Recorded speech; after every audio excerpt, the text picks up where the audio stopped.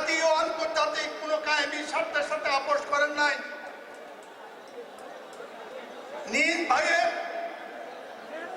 দুঃখজনক তিনি বিনা চিকিৎসায় নির্যাতিত হয়ে শাহাদাত বরণ করার পরে যাকে দাফন করার জন্য দেশে আসতে পারেন নাই। আপন মা, জাতির মা, আমাদের মাতা, গণতন্ত্রের মাতা দেশনেত্রী বেগম খালেদা জিয়ার চরম দুঃসময়ে চিকিৎসার সময়ে যিনি দেশে এসে তার পাশে দাঁড়াতে পারেন নাই, দেশের স্বার্থ আপোষ করে আসেন নাই।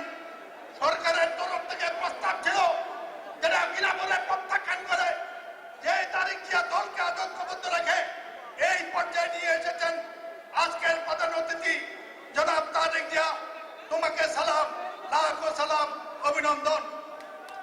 ভাই ও বন্ধুগণ, এখানে তিনজন মৃত্যুজয়ী নেতা কাকতালীয় হয়ে গেছে। তারেক জিয়ার কথা বলেছি, যে নির্যাতন, শারীরিক নির্যাতন তারেক জিয়া ভোগ করেছে। আমার জীবনে কোনো সময় এর অর্ধেকের সাথে দেখা হলে আমি রাজনীতি করতাম কিনা সন্দেহ।